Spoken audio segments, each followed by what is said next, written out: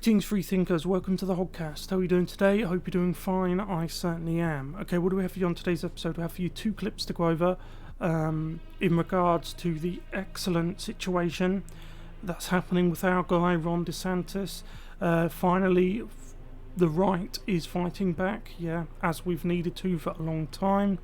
The right has lost its courage. That's true.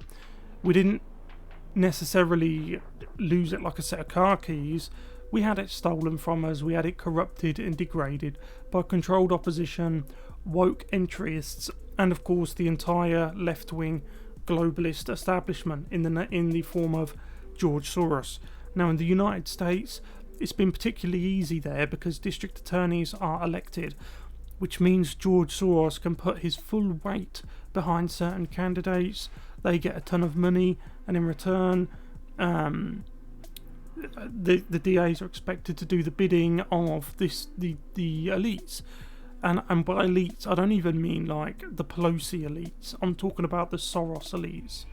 Yeah, these people who have just a bizarre amount of power, right? And they just seem untouchable. Yeah, I'm talking about those guys, right? So not George Soros. Ron DeSantis has actually suspended one of the liberal DAs for just shirking his responsibilities. You know, the type with the woke prosecutors, in that they only prosecute certain crimes. They'll go after the Republicans or the Conservatives. They'll let the usual suspects, BLM, Tifa and the like, they'll let them off. They'll give them carte blanche just to commit carnage all over the place, and they're never held accountable for it. Well, now Ron DeSantis is flexing his power, and he's getting rid of the corruption, right? And that's what we need. We need that nationwide. We need it hemisphere-wide, So let's get into this video. If you haven't yet, though, please like the video, subscribe to the Hoggcast, hit the notification bell, and share the video around. You can also become a member and support the Hoggcast that way. There's a join button next to the sub button. We are the underdogs, of course. We are shadow banned and deboosted. Okay, let's go. The British government fought back. It did everything it could to preserve the value. I'll go back and we'll play that from the start. It's only 11 seconds in, but this was a well-known event, an incident, a scandal that none other than George Soros not only caused, but profited from. Welcome to Tucker Carlson Tonight. When a Hungarian financier called George Soros shorted the English pound 30 years ago, back in 1992, the British government fought back. It did everything it could to preserve the value of its national currency. British officials raised interest rates all the way to 15%. The Bank of England then sold $40 billion of foreign currency reserves in a desperate effort to prop up the pound. In the end, of course, it didn't work. The Bank of England collapsed. Yeah, one man did that, and his organisation. And not only that, this accursed demon that is George Soros. He and his family have made a ridiculous amount of money over the decades doing that. They crash economies betting against it. That's what they do. And you better believe that he's going to profit quite a lot from the destruction of the United States. Yeah, the collapse of the United States. Right? It's just amazing. I'm not sure if you know this about Soros. You probably do. If you don't, this might, but then again, it might not shock you. George Soros, do you know how old he is? He's in his 90s. He was a teenager during the Second World War. And do you know what he was doing during the Second World War? He was a messenger, right? He was paid a couple of shekels, whatever, to go around to the homes of Jews and to give the message to them that you're expected to go to such and such a place on such and such a day to be interviewed about this, that or the other. And they would be carted off. They'd be put on trains and carted off to a concentration camp here, there, wherever, So he started young, being like an insidious monster, and it's even manifested itself, I think, on his face.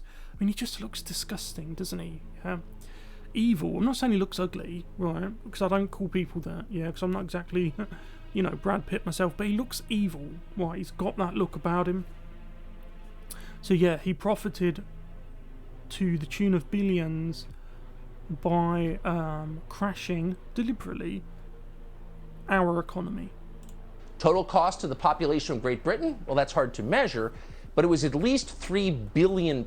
This at a time when a pound was worth nearly $2.50. It's now at $1.20, which tells you a lot.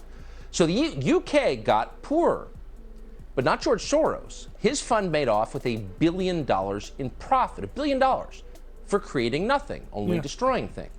Yeah. In the year, it's crazy, isn't it, that you can make such money for doing nothing, right? For actively, no, that's wrong. He's not even just doing nothing, right? If George Soros was just doing nothing, that would be better than what he did, yeah? He crashed the economy. He created profit out of destruction, yeah? That's the globalist shtick, yeah? That's the globalist modus operandi. Years since, Soros has become richer still, billions and billions of dollars richer. George Soros has become so rich that at this point, Western governments rarely fight back when he interferes in their most basic domestic affairs, the most important domestic affairs. In 2015, for example, Soros decided that Europe had to resettle millions of penniless refugees from Africa and the Middle East. Relatively few Europeans wanted this to happen at all, but George Soros wanted it. So he spent more than $500 million pushing NGOs and European governments to accept what turned out to be a massive wave of human migration. Yes, which turned Sweden, for example, which was the safest country not only in Europe, but one of the safest into the world, to the second most dangerous in Europe, particularly for women and children, who have been subjected to all kinds of atrocities at the hands of so-called refugees. Yeah, I refuse to call them refugees, because at the end of the day, if you're a refugee, you don't come with demands, right? Refugees don't make demands, right? You can make pleas, but you don't make demands, and you certainly don't start committing crimes here, there, and everywhere, right? You should, if you're a genuine refugee, you should be grateful that a country is taking you in, instead of immediately getting on your high horse, saying, "Oh well, give us that, give us that, give us this, and if you don't, we'll riot." Yeah. I mean, it just the level of evil that is in George Soros, it knocks me sideways sometimes. That's such an insidious person. One man is gonna have the actions of this one man is gonna have ramifications for the Western Hemisphere for decades to come, probably forever. It'll probably be the thing or the person whose direct actions will crash the West, yeah, and our whole civilization. So what happened next? What's the second part of the story? Well, there was a humanitarian crisis. That crisis is still going on. Life in Europe got much worse. Have you been to Paris lately? You should visit. Violent crime, particularly rapes, skyrocketed. And yet, European politicians, many of them funded by Soros, refused to acknowledge it. Look away, they said. This isn't happening. You're crazy or a criminal for noticing. So for the past several years, something not so different has been happening in our country. George Soros has decided to destroy the American justice system. And he's doing it with prosecutors. By this point, fully 1 in 5 Americans, that's more than 70 million people, now live in a jurisdiction overseen by a Soros-backed prosecutor. Soros DAs run cities like New York, Chicago, St. Louis, New Orleans, Philadelphia, Los Angeles, our biggest cities. They also run places like Travis County, Texas, and Hinds County, Mississippi, and Loudoun County, Virginia, Chatham County, Georgia. All of them have Soros-backed prosecutors. Soros' influence comes in the form of campaign financing. The money comes from Soros' open society foundations and affiliated political action committees and shell companies.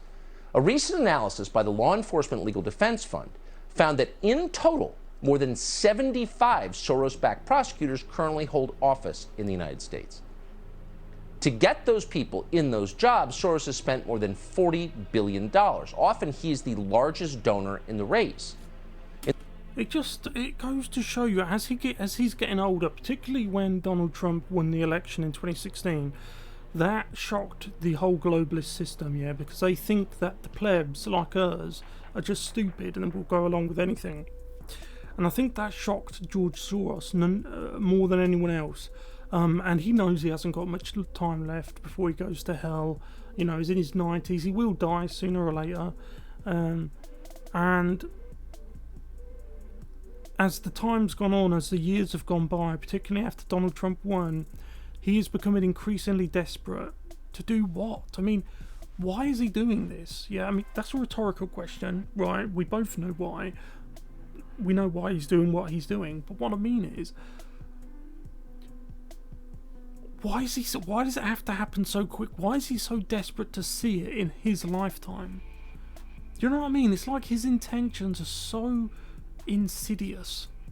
Yet he's untouchable, because it's like the old saying, right? I can't remember exactly how it goes, but it goes something along the lines of, the only thing that needs to happen for bad people or evil people to succeed is for good people to do nothing. Yeah. Keep that in mind, right? Because good people now are finally starting to do something, yeah? Finally, the right is finding its courage again. In the form of Donald Trump, of course, but in this video, or in the substance of this video, Ron DeSantis. In the race in Philadelphia, for example, 90% of now DA Larry Krasner's financing came from George Soros. Again, what happened next? Drive through Center City, Philadelphia sometime, and you'll see. Soros prosecutors refused to enforce the law against protected groups. That is their signature quality. That's the heart of their ideology. The result of this has been a lot of posturing, but even more murder victims. A lot of people have died. Last year, Philadelphia recorded its highest homicide total in history. Overall, nationally, according to the FBI, homicides in the United States jumped 30% in 2020. That is the largest single-year increase in murders in American history. All because one billionaire decided that laws American citizens voted for and support were racist. It's unbelievable. Does that sound like democracy to you? Of course it's not democracy. Democracy is a system in which the will of the majority is recognized and often acted upon. The people rule. What we just described is oligarchy. At best, it's grotesque and has killed a lot of people. You're probably aware of this on some level, and it's frustrating to hear. But until a few hours ago, no one had really done anything about it. But then today, Governor Ron DeSantis of Florida, a man who, unlike George Soros, has actually been elected by American voters, decided to sack a Soros-backed prosecutor in his state who's been relentlessly politicizing the justice system in Tampa. That man's name is Andrew Warren. For 6 years, Warren has refused to enforce laws that George Soros doesn't like. Today, that ended. Watch. The prosecutor, state attorney for this judicial circuit, Andrew Warren, has put himself publicly above the law. In June of 2021, he signed... That is a signature mentality with the left. Look at the people outside Justice Kavanaugh's home and the Supreme Court justices. Look what happened, the attempted offing of Kavanaugh. It seems to be a hallmark of the left. I can do whatever I want, and you can't. That's what leftism and globalism seems to boil down to. Because largely, nobody stops them. That's why they get this mentality. That's why they get this I can do what I like mentality. Look at campus. The campus authorities and the faculty, they just submit to the woke left students, the petulant students. These students get accustomed to throwing their toys out the pram, getting whatever they want. The lone conservative gets ganged up on, and then they leave college and they bring that mentality with them wherever they go. Yeah. So you need to start pushing back, and this man is. This might be only the first step, but I hope there's more steps to come. Signed a letter saying that he would not enforce any prohibitions on sex change operations for minors. And then most recently, after the Dobbs decision was rendered by the U.S. Supreme Court, he signed a letter saying he would not enforce any laws relating to protecting the right to life in the state of Florida. And mind you, we have had prohibition on third trimester abortions for a long time. When you make yourself above the law, you have violated your duty. You have neglected your duty, and you are displaying a lack of competence to be able to perform those duties. And so today we are suspending State Attorney Andrew Warren, effective immediately. Yes, and you see, like his face there and his face there. These are the faces of people who support Ron DeSantis. Yeah, these are the faces of people who probably feel invigorated that they've got a governor who has their back as much as Ron DeSantis does. What an amazing man! What an incredible man! I can't say anything about the other people standing behind him. Who knows? I mean, there might be Democrats among them. You never know. But it really is a good first step, right? And the thing I often say is when these things happen, you need to be prepared, because when the right, conservatives, Republicans, when you start to fight back, when you even take the first step, like this is, to fighting back, the left-wing globalist gravy train, that the Washington DC swamp, their allies in the mainstream media, they start to buck. Yeah, they start to buck violently. They will explode at you. And the reason why they want that, the reason why they're going to do that, is because they want to shock you enough that you'll go back into your box. Okay, but you need to stand firm, right? And to other Republicans on the periphery, you need to be strong, because I can tell you from personal experience, because this is what Tifa did to, well, they did it to me, but they used someone else to get to me. What they do is, if you're too strong to break, they will go down the chain, all of the people around you, they'll go down the chain, targeting those people until they find someone, or they find a link in the chain that's weak enough to break. And once they break that link, they will use that link to go after you. They're experts at doing that to the right. Okay, the left are experts at doing that to the right, yeah. So you need to stand firm, you need to stand strong behind the Ron DeSantis of the world, the Carrie Lakes of the world, the Donald Trumps of the world, yeah. Don't let the left dictate your policy, because they've been doing it for too long, right? So let me know what you guys think about this in the comment section below. I'm so glad not only that Ron DeSantis is fighting back, but it does look like, even with all the shenanigans Maricopa County were trying to pull, it looks like, thankfully, Carrie Lake has won the primary there, which is another great development. Keep the momentum going, because for too long, when the right finally get one little victory, they kind of return to their homes and let it die down. You need to get that out of your head, right? You need to, it's like stepping up a staircase. You take one step, two step. Ron DeSantis suspending the Soros-backed prosecutor, DA, sorry. Carrie Lake winning, that's the second step. Keep going, third step, fourth step, fifth step. Don't walk backwards and go back to your home. Don't do that, yeah? That's just my advice. Anyway, thank you very much for watching. I'll see you in the next one. Goodbye.